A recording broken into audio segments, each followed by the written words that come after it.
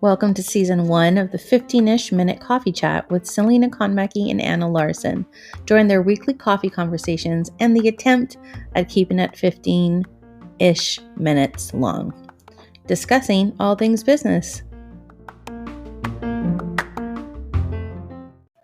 This week, Selena of Hauoli-Socially Inspired and Anna of NomadAbout discuss transition, journey to entrepreneurship, and how you can turn your side hustle passion into a sustainable moneymaker.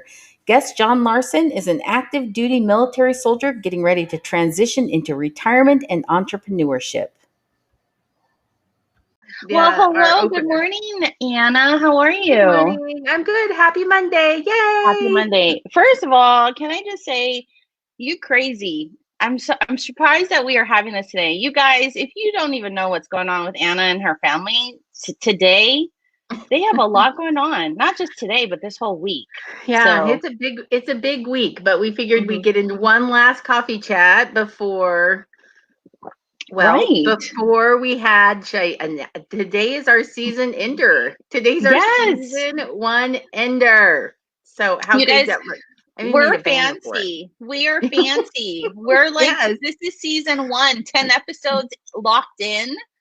And so this is how we're gonna roll out. We're gonna do it. But anyway, thanks for kind of like being on our season 1 journey with us. We've definitely learned a lot. We've talked to so many great guests. So many. I mean, like literally. Oh my gosh, look. Hey, Michael, good morning. Good morning, Michael.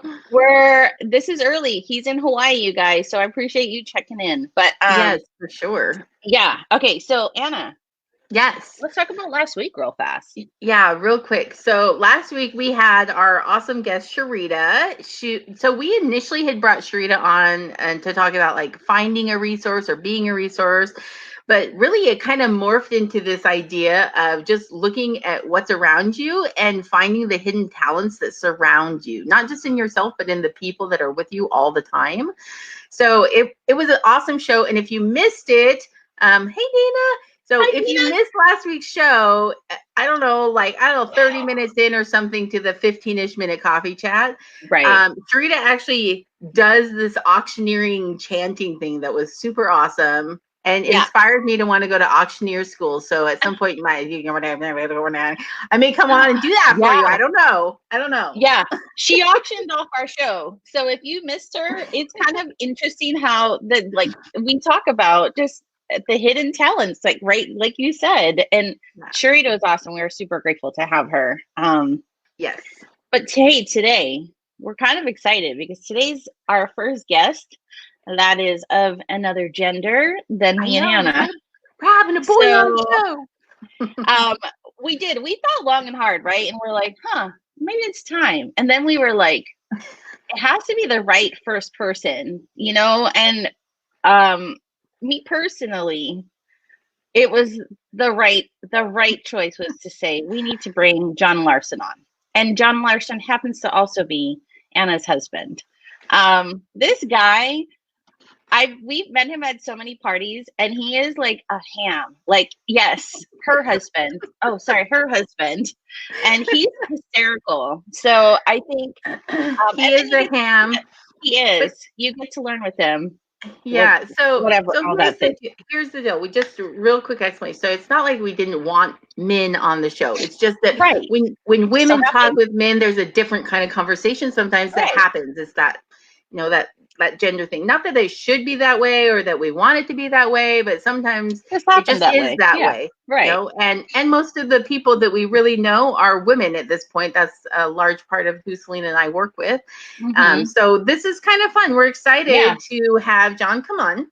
So when he does, remember that we're going to be doing our coffee chat selfie and make sure you do it because, hi, Sabrina. Yay, hi, Sabrina. I'm so glad you're here.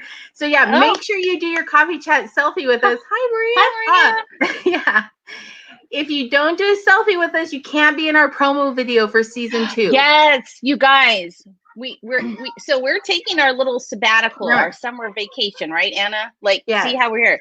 So like 3 weeks. 3 weeks. I mean, look, she's moving houses. I'm moving houses. Yeah, she's like big life. And so season 2 begins July 13th. So in that time, I need to craft a better rolling into our show thing. And so that's what's going to happen. So July 13th, you guys, that's when season 2 will premiere. So what Anna was saying is, today, take a coffee selfie with us if you haven't, because we might throw that in the promo and you might see your face. You know what I mean? Right. Yeah. So just do it. And if you haven't done it, all it is when we're going to take our coffee cup chat selfie, whatever, that thing. Yeah, we take it.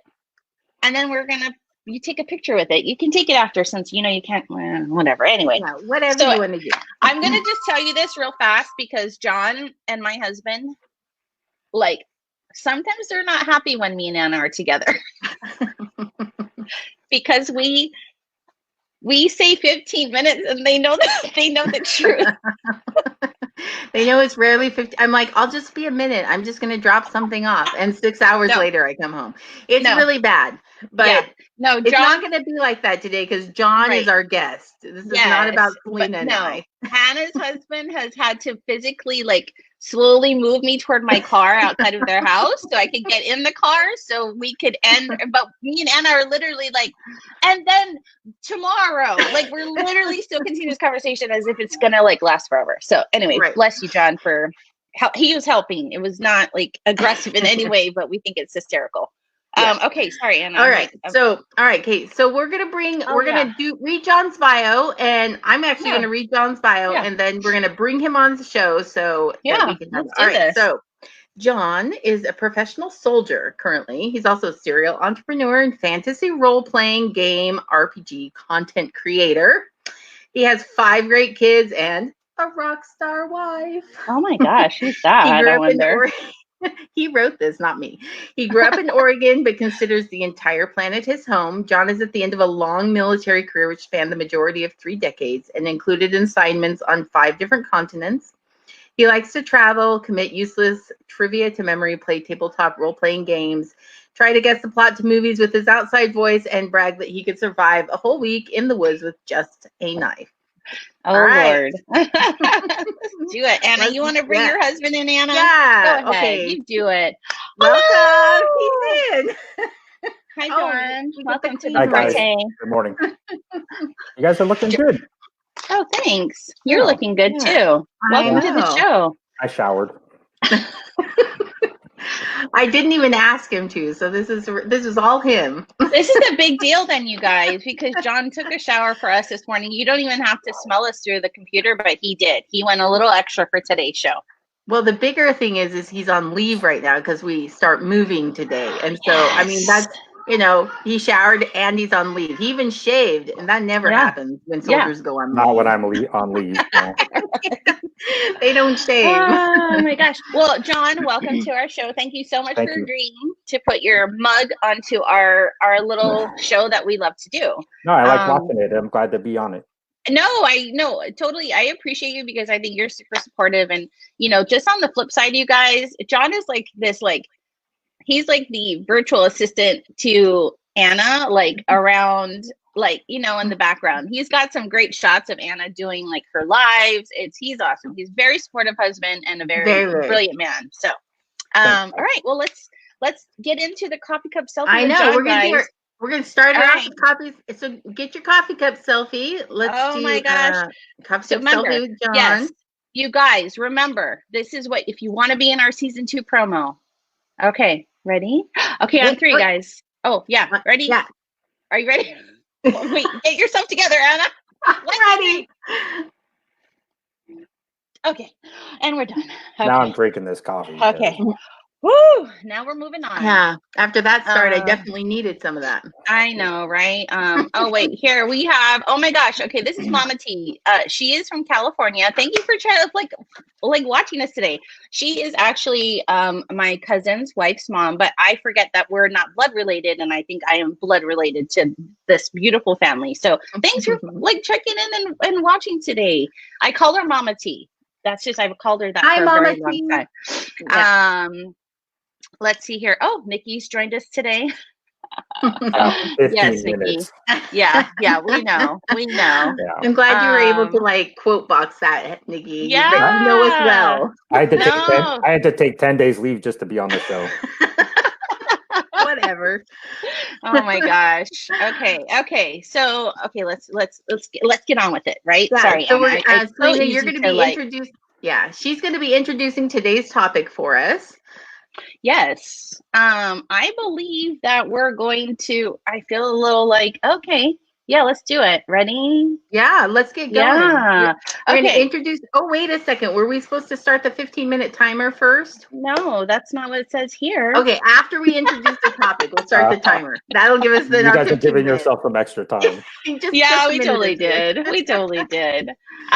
Okay, so we are rolling the dice, you guys. And I think, when we talk about today's topic, transition, journey to entrepreneurship, with John making, a big change in the next year, this is like kind of like a great topic today to kind of like bring him into. So John, make sure you have your dice bag ready for you, and we're gonna Anna's gonna explain. I have one. I think I'm good. I always carry dice with me wherever I go. Yeah, it's like it's got a belt loop attachment. Yeah, it's backpack. Hey Anna, tell everybody, like, when I say that, like, John, make sure you have your dice bag with you. Can you tell everybody why we're even mentioning that? I can. So this guy. We are extra today, you guys. He is a role-playing game enthusiast. So, back in the 80s and 90s, that was the old Dungeons and Dragons era. I guess 80s, maybe mostly. Anyway, 70s, 80s, Dungeons and Dragons. And so role-playing games have really morphed and changed over the years. So he continues to play now. And what happens is when you roll the dice, it's usually at a critical point in your story. So RPG is all about telling a story, going on an adventure. And then there's a critical point and you roll your dice to find out what's going to happen. John, correct me if I'm wrong. But if you roll high numbers, then something good happens. And if you roll a low number, then it usually means something not very great. Either your sword doesn't hit correctly, or you take the wrong path, or whatever it is, it's usually a negative consequence to what's happening in the game.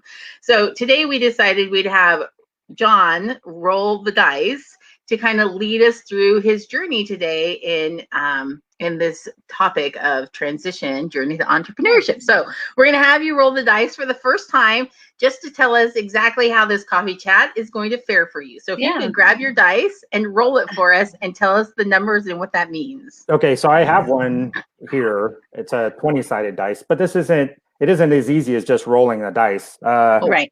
Yeah, so let's talk about a couple things. So yeah.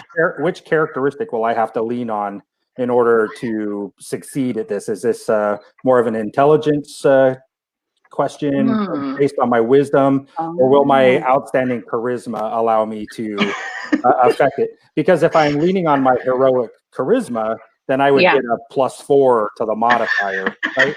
So is this an easy topic, or are you guys combative? I mean, you're friendly and helpful. So that's maybe another +2. So I'm already sitting on a +6. So I'll roll the dice and I'll let you know what it is. So I rolled a 4. That's not good. No, got it. No, but I add my 6 and it's a 10. So a 10's like right in the middle. I think it could go either way. Okay. I mean, let's just be clear. When you said combative, we do have your wife on the show. So, right. I mean, and I did wake up in a huff this morning. I did it. I'm so sorry. Are we talking about your huff or no? So I love that. Okay, so that is kind of why we're doing the roll with the dice. And you guys know that Anna and I love to research our guests, and we kind of incorporate a little bit about their backstory into how we incorporate that into business, right? And so rolling the dice, like Anna was just saying, there's so many things in business. Don't you agree, John? Like you just said, actually, which I never thought about, you had said, depending on which path, right? Is it, am I taking my charismatic self? That could be when you're networking out there to kind of like, whatever. Or there's that defensive mode, like when you're on the field and No, you're right. That's all true. So and to take Dungeons and Dragons and that sort of thing aside, we all have our own personal strengths and weaknesses. And whenever you encounter a situation, or whether it's a critical event or just something simple as, talking with friends, we as people tend to lean on those strengths of ours, right? And so, yes, in business, I think, you lean on your strengths and you surround yourself with a party of people who can fill in the blank. So if I'm really charismatic, but I'm not very strong or not very fast, I'm going to work with someone who's strong and fast. If I don't feel like I'm really smart on something, or I don't have a depth of, wisdom, or I can't, my endurance is really low, I'm going to find someone that can, a workhorse that can push me and can hang out with me and prop me up when I need help. So I think that's the key. And it does bleed over from, role-playing games as essentially, a fantasy existence. And so people either play a persona that they would never ever be able to play in real life. So weak people will play strong people, dumb people play smart people, and that sort of thing. Or it's to amplify their strength. So a charismatic person will play a very charismatic person, or an intelligent person will play a very intelligent person, because it helps them with their reality. It's kind of a funny way of saying it, but role-playing games really does that. Well, for sure. That's great. Okay. No. It actually leads us really well into the toolkit. But Selena, start our 15-minute timer. I mean, we almost completely bypassed that completely. So, all right, so we're starting. Go, guys. John smiles because he knows. All right, so let's jump into our toolkit, which is actually storytelling. Oh, and kind of along that same way. So Selena, you want to tell us the thing that we decided on today? Yeah. So Anna and I were talking last night, right, John? And we were talking about like what kind of goes with today's theme. And in the Dungeons and Dragons RPG, storytelling is very important, right, to what we do. And we know that storytelling also is super important in any business. We can't just be very cavemen and be like, tire, I build tire, you buy tire, right? Like, we can't do that anymore. Right. Maybe there is that. Remember, Geico went in and did that, and it was super funny, but they were still storytelling, right? So we always want to offer certain tools that we find very, very helpful. And this was actually mentioned by one of my dear friends, Brenna, is the Hemingway app. This is really awesome for people that maybe are not Anna, because she's a copywriter extraordinaire.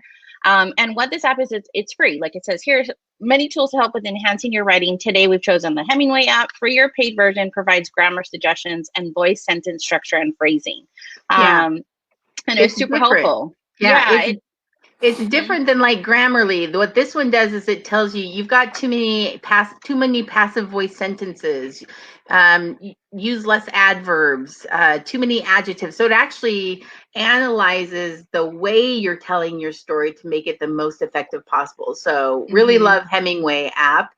Highly recommend it. And like Selena said, especially for branding your business and telling your story, this is a great tool to have as you're writing website copy, Facebook posts. I mean, blog posts, articles, anything that you use, you can just copy and paste it into this editor. It is free. I mean, of course, if you have the paid version, you get more of the extras, but you can use the free version and still get quite a bit of use out of it. And super helpful. Yeah, no, absolutely. So John, here's my question to you. Yes, ma'am. Why do you think storytelling is important for brands and businesses, and your business in particular? Well, I think like Anna said, when you get a chance to put your stamp on something, it's got to be something that's memorable. And then I think another concept is that, we're all about the entertainment value of things, right? So we're a globalized communication with social networking. I mean, I could be anywhere in the world and be, participating, and we've already mentioned that there's viewers who are all over the United States. So this storytelling is it's an immediate gratification sort of response. And so if you don't have something that helps you stand out, then you get lost in the noise, I think.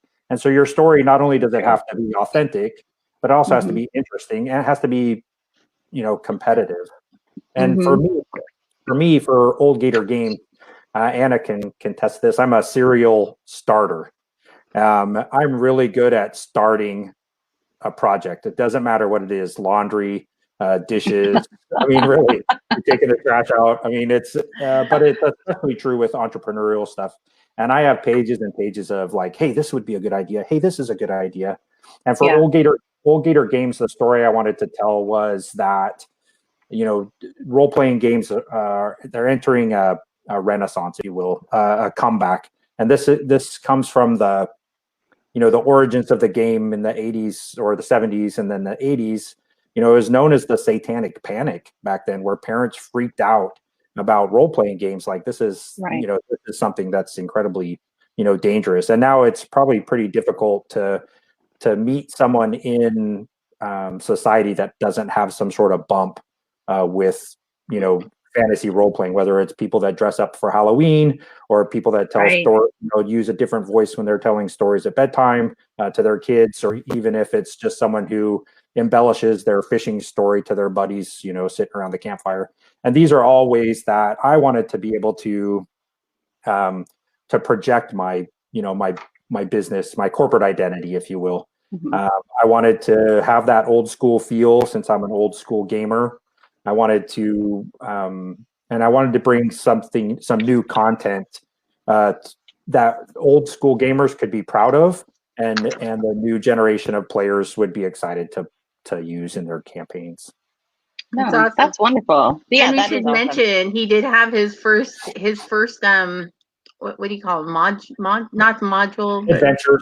Adventure was published about a month ago or so, and one of the gaming e-zines. So super exciting as far as that goes. Yeah, I definitely have a bunch of ideas. It's just a matter of executing. That's all. So I just need someone that's around the house to say, hey, you should probably get up off your butt, stop watching Swamp People, and write some. Oh yeah, that lady. I'll send a note to your wife. I know her. I'll talk to her. Okay, yeah, that would be helpful, because I need more. Just everybody remind this guy right here that he asked for it, right? Okay, that's fair enough. But I mean, it's like we said earlier. Hey, Joanne. It's like we said earlier. It's you surround yourself with people that do things that you can't do. So I know I'm a bad finisher, right? So I need someone to help me get to the finish line. And so it's always helpful to have a business partner, and actually a partner in life, to be honest, that fills in those blanks where you're not really great. So while I'm good at starting projects and coming up with a creative idea, I'm just not very good at the execution part. So no, but I think every team though, John, needs somebody that is like the big idea person, right? Because sometimes, and then there's those people that are like the awesome executors, because they're like, they don't like to think of the big ideas, but once it's given to them, they're like, oh, I'll make this happen. You know what I mean? One of my big ideas is to start a website called ithinkcrapup.com, but I haven't. Was that domain taken? Yeah, I haven't tried. I haven't even looked at it. I didn't even get past that. Great. Well, you all heard it here. Don't go rushing out to buy that website. No, you're welcome. So, oh my gosh, you're hysterical. All right, hey Anna, let's shift over. Let's get crack-a-lacking on our.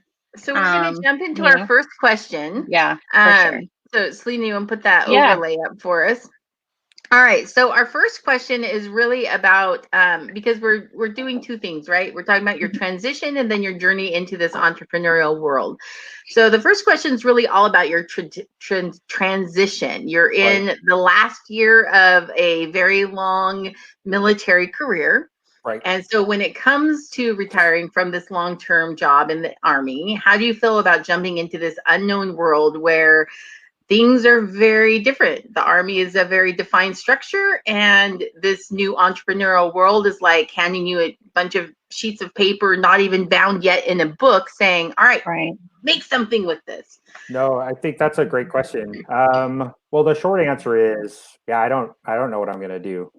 So to expand on that, the Army has been, I've been in and out of the Army for the majority of the last 30 years, right? So it is a significant part of my life, but there's also parts of it that are not, as exciting to me, right? So I came back from deployment after a short quarantine, and I put my boots on for the first time in like 3 weeks, and I'm like, I don't want to do this anymore. And so I think that part of the easy part of me, the easy part of the transition process is that I feel like I'm getting to the end where I'm not having fun anymore. And when you don't have fun, then it makes it easy to try to move on. Let's see. As far as moving on to something unknown, I've run my own business before, and I've had, my parents are entrepreneurs.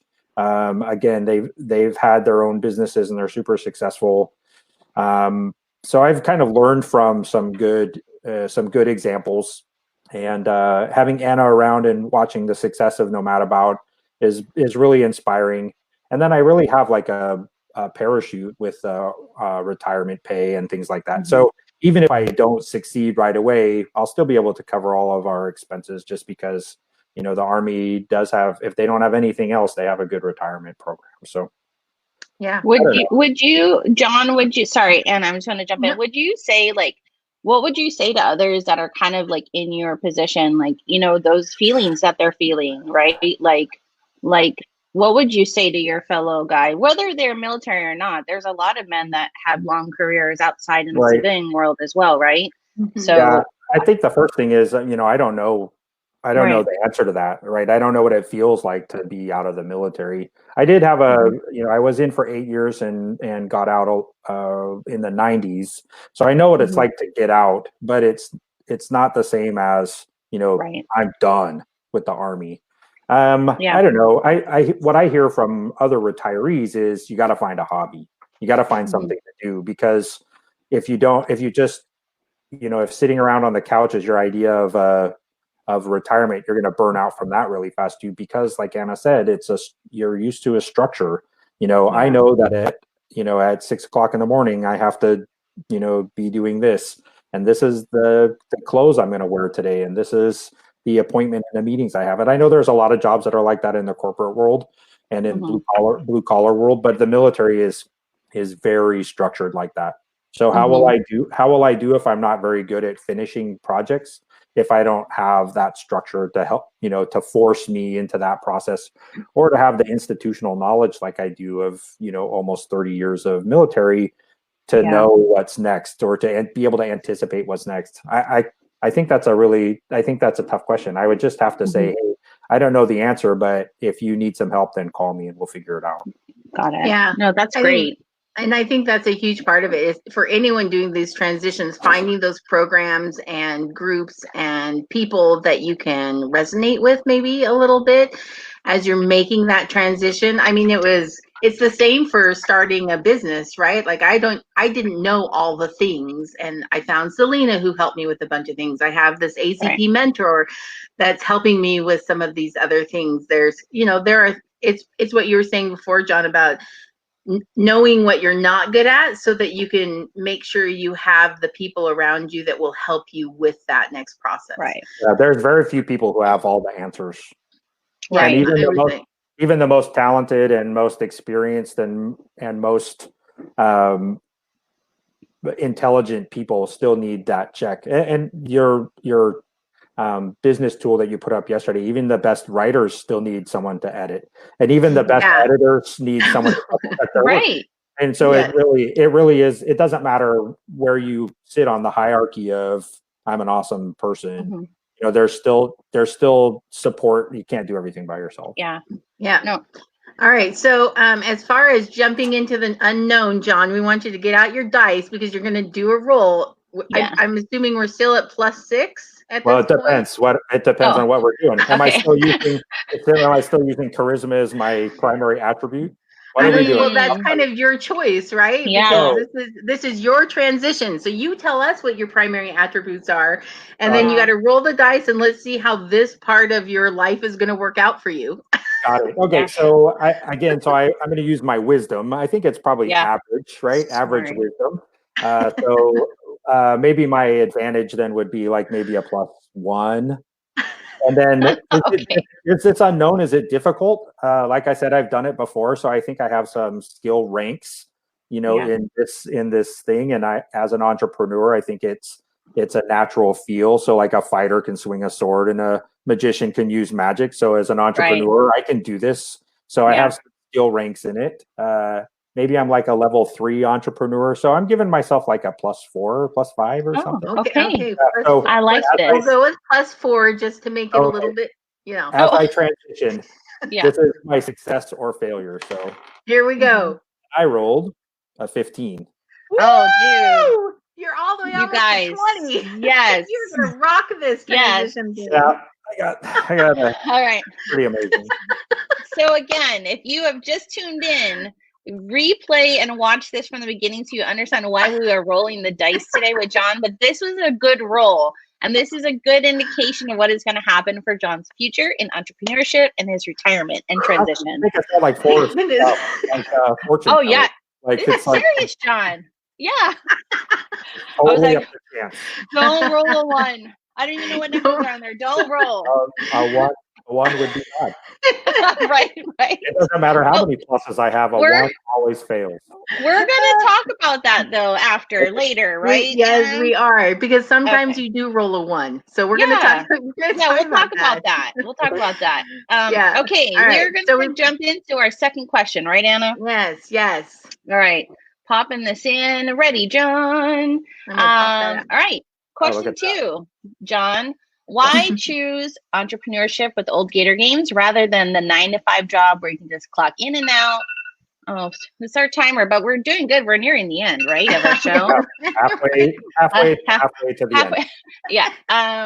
Like why something that is where you are all positions. You are the boss. You're the guy that cleans the toilet. You're the guy that has to go buy the paper for the printer. You know what I mean? Yeah. Why choose that path? Yeah, I think that the biggest thing is that I think that being an entrepreneur gives me the same sort of flexibility that the Army does, to be honest. So the Army allows me to move to different places, to go see different things, to experience different cultures. And I don't know if a 9-to-5 job in the corporate world would allow me to do that unless I have a Department of Defense civilian job, but then I might as well just stay in the Army, right? So if I'm going to do Army stuff, I might as well just stay in the Army. I think that's the main thing.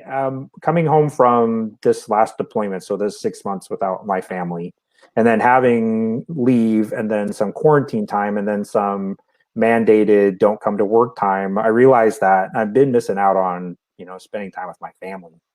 Mm-hmm. And I think that entrepreneurship, at least managing for sure a home-based business, it gives me an opportunity to spend time with my family.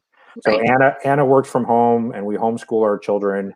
And if we wanted to pack up and go because we're mobile and because our businesses are virtual and because the whole world can be a classroom, there's no reason why we can't just go do whatever we want whenever we want. And I think that that's the biggest draw. There's two. You always hear the books that say how to be your own boss, right? But no one ever reads the book How to Be Your Own Employee. I am the worst employee, and my boss gets mad at me a lot. Right? So my boss, and from an employee perspective, my boss is a real jerk sometimes because I think of these good ideas and now you have to do them. But I think that's the other thing too, though, is that it's if I'm in charge of everything, right, then it's mine, and I have ownership of it, and having ownership of it gives me, that pride of success, and that I have to work harder because I don't have soldiers to help me. I don't have leadership to guide me. I am the guy, like you said. And at some point, it doesn't matter how many people you surround yourself with, smart people or hard workers.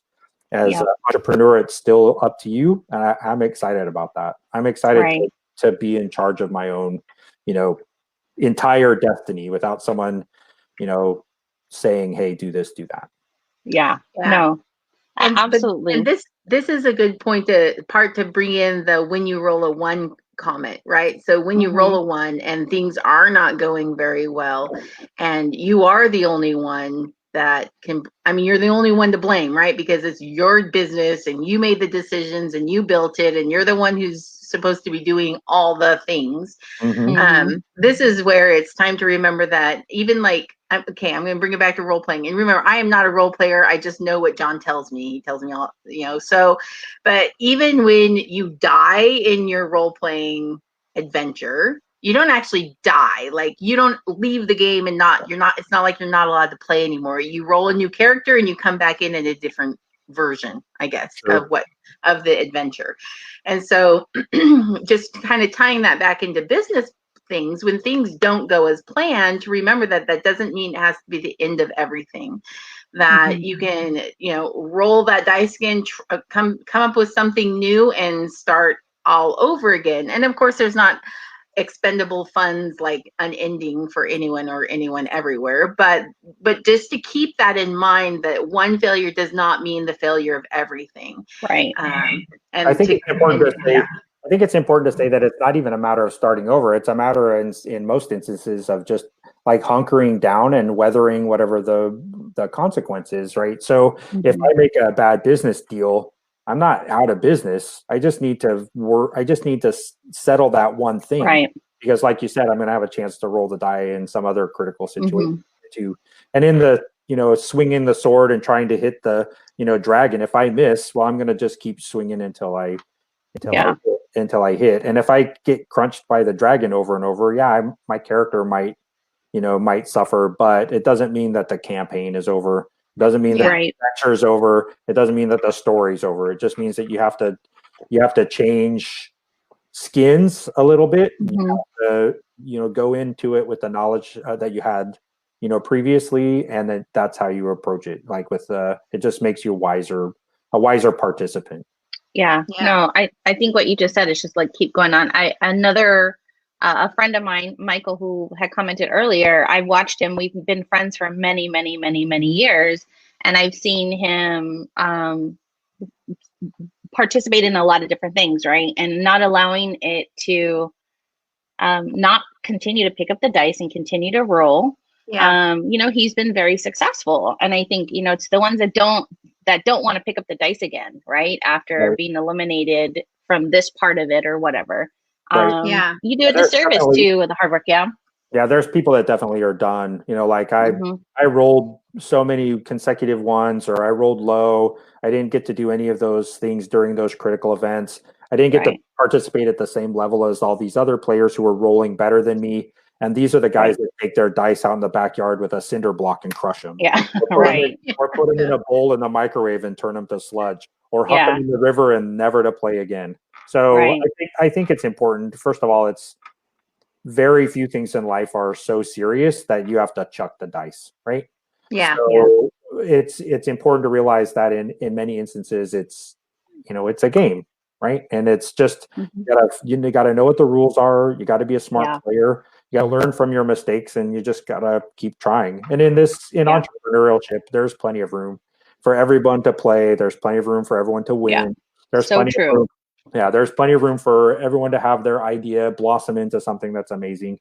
And so I guess if I could leave anyone with some encouragement, it's just to keep on rolling, I guess. Yeah. Keep on rolling. I like it. All right. So before you get to leave this question, though, you know what we're going to do, right?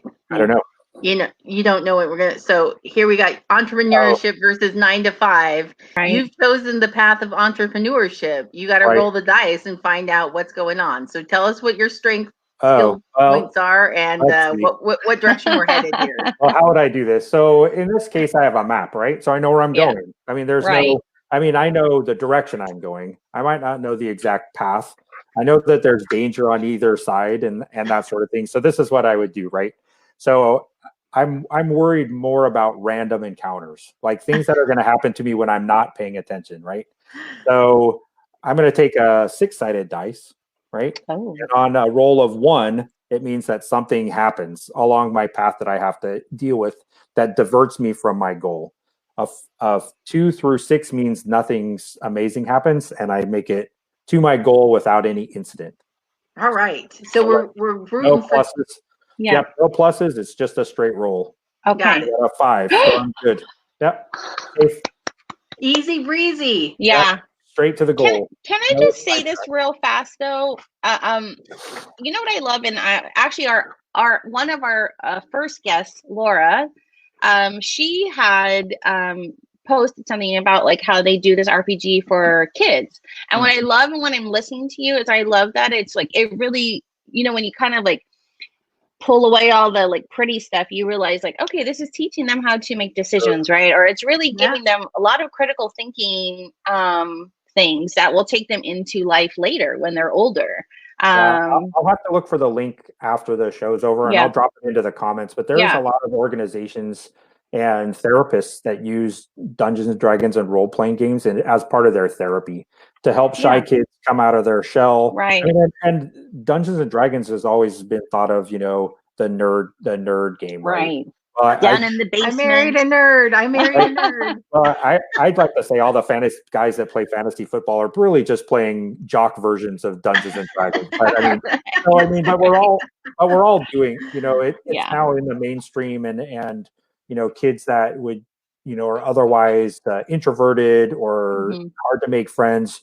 Again, role-playing games allows them to either capitalize on their strengths or to minimize their weaknesses by, you know, doing something that they would never have the courage to do otherwise. Absolutely. And so I'll look for the link, but it's being used more frequently in therapy, and it is helpful for kids. And there's a lot of D&D clubs at schools. There's teachers that use D&D or role playing. You know, even at the very minimum, you know, calculating percentages and adding bonuses and looking for targets. I mean, that's math, right? So at the very least, this is a math skill. Yeah. No, I'm gonna just also say this one last thing. We did role playing like in the restaurant industry, like when we would have to do training. So I mean, it's everywhere. Just people like don't give it.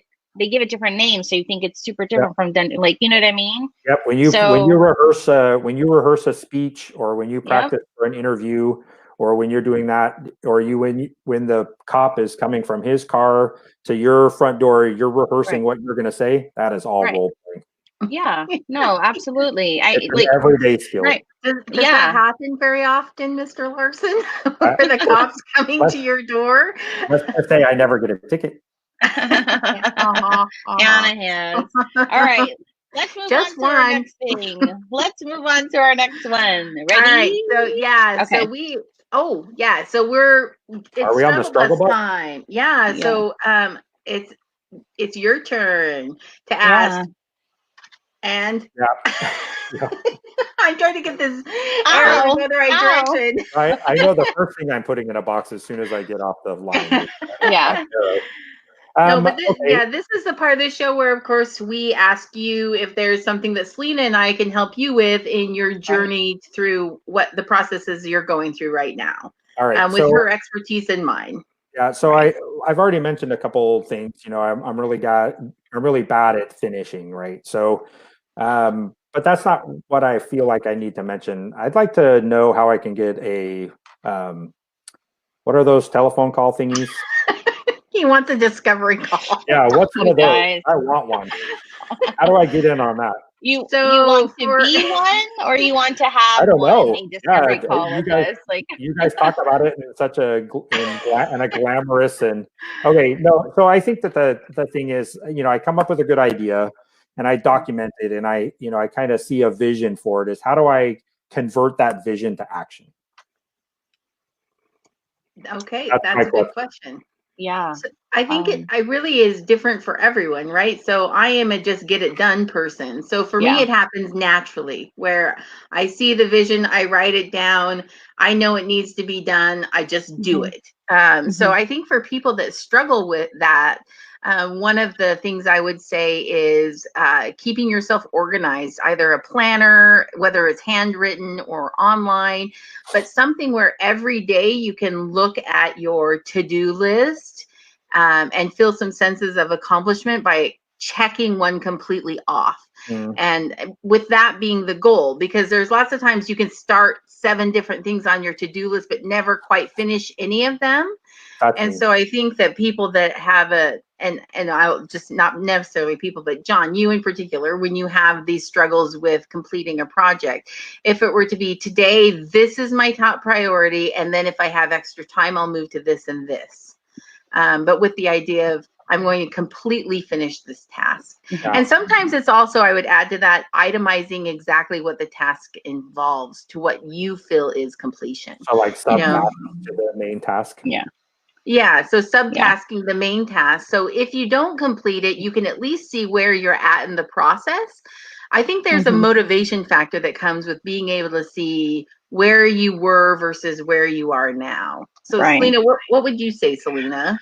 For me, like on the retro, if it's in your budget, because I've had this, you can hire a VA.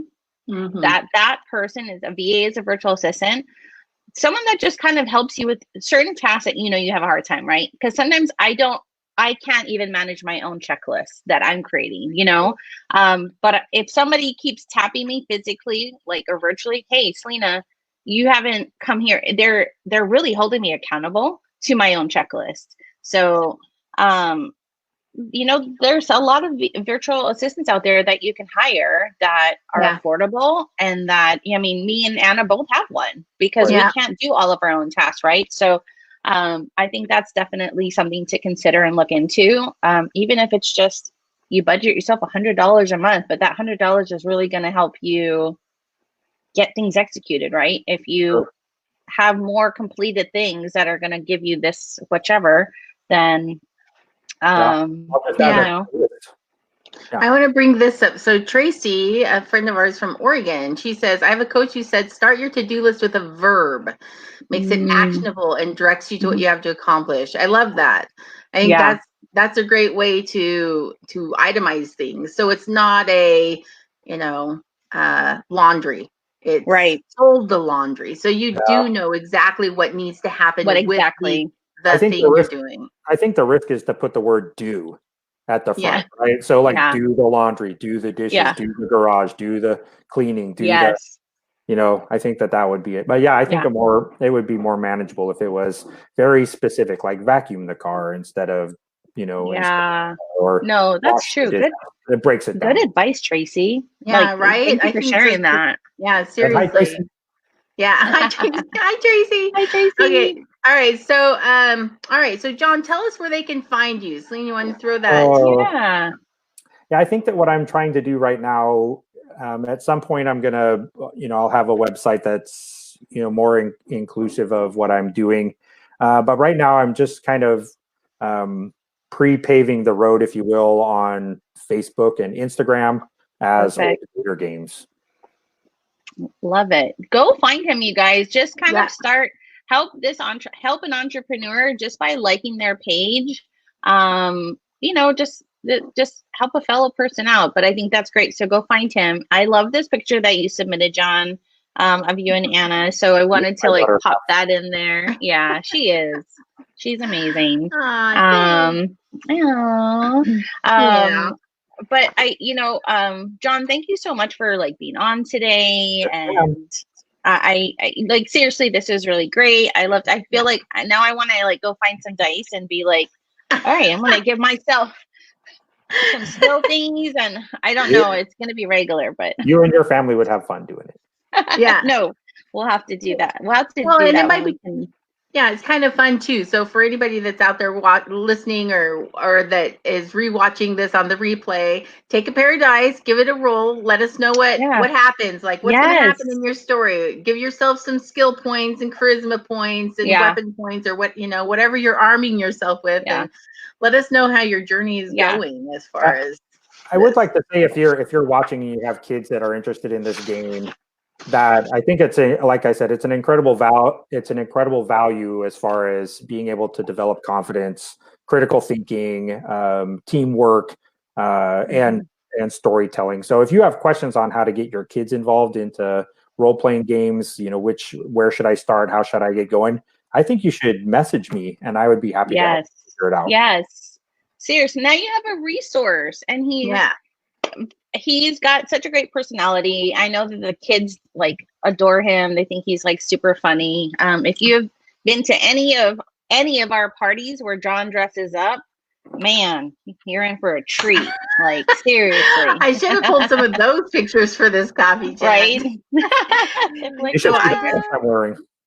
Yeah, I've got one more comment to show. So Michael over at Tiki's, he rolled the dice. He's late to work. So Michael, we made him late to work with our coffee chat. Loved it. Anyway, okay. So all right. So just to kind of wrap it up, just to let everyone know. First of all, toss in, if you have a transition story, give us a thumbs up or thumbs down. We're curious to see how many people really use that transition story as part of their business branding.